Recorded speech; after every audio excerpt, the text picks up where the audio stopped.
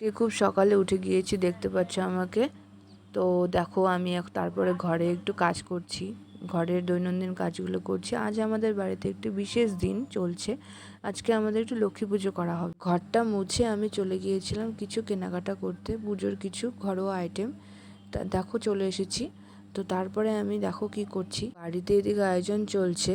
তো আমি তার মাঝখানে স্কুটিটা নিয়ে বেরিয়ে যা যা যতটুকু প্রয়োজন সবই আমি নিয়ে গেলাম বাড়িতে। স্নান করা হয়ে গেছে, দেখো আমি চলে এলাম স্নান করে।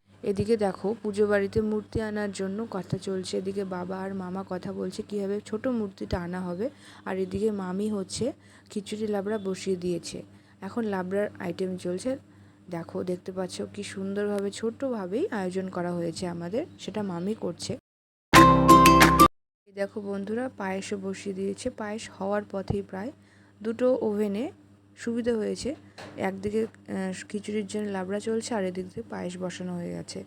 পায়েসটা প্রায় হয়ে এসছে, এখন শুধু চাল দেওয়া বাকি আছে। আর এই দেখো কালারটা কত সুন্দর এসছে লাবড়ার, যেটা ছোটোভাবেই মানে খুবই আমরা ঘরোয়াভাবে পুজোটা করেছি, সেরকম লোকজনকেও বলা হয়নি, যেহেতু এটা আমাদের নিয়মের পুজো ছিল। তো সেজন্য আমরা, বৃষ্টিও ছিল সেজন্য আমরা যতটা শর্টকাটে পেরেছি। আর এই দেখো আমি রান্নাঘর থেকে বেরিয়ে আমি চলে গেলাম ঠাকুর রুমে, যেটা আমারও রুম, পাশে ঠাকুর রাখা হয়। এই দেখো এদিকে মা ঘরের ঠাকুর দিচ্ছে, আর এদিকে হচ্ছে পুজোর জন্য আয়োজন করা হয়েছে।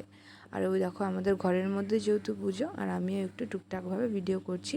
রান্নাঘরে এসে দেখছি যে ঠিক কতটুকু এগোলো। দেখো এখন খিচুড়ি বসানো হবে, যেটা আমি করব। মামি ভেজে দিচ্ছে ডালটাকে।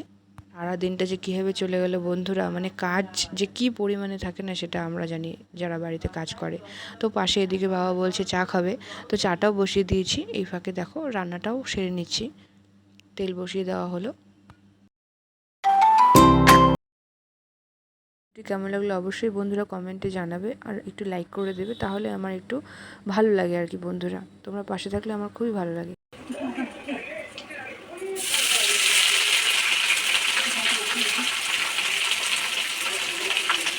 প্রচণ্ড ঝাল হবে, দাও ঝাল দাও, পুরো ঝাল দাও।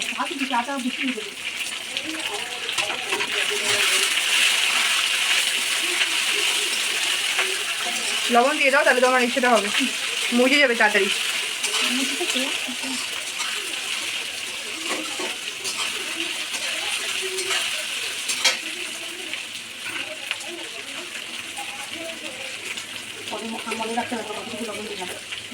হুম,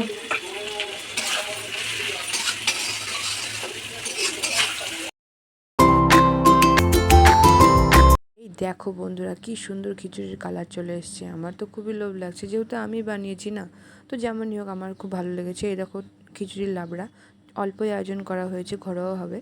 তো এই দেখো কত সুন্দর, মানে গন্ধটা ভালো বেরিয়েছে, যেহেতু এটা সিম্পলভাবে বানানো হয়েছে। ভেবেছিলাম অল্প, কিন্তু দেখো কত হয়ে গেছে। ভেবেছিলাম হয়তো হবে পরিমাণে কম হবে, কিন্তু দেখো যত ঘাটছি তত বেড়ে যাচ্ছে। আর এদিকে ওই রুমে, ঠাকুর রুমে মা আর মামি চলে গেছে। এখন সন্ধ্যা হয়ে গেছে বন্ধুরা।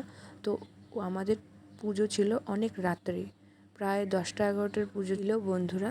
তো এদিকে আমি ময়দা মাখছি ঠাকুরের লুচি বানানোর জন্য।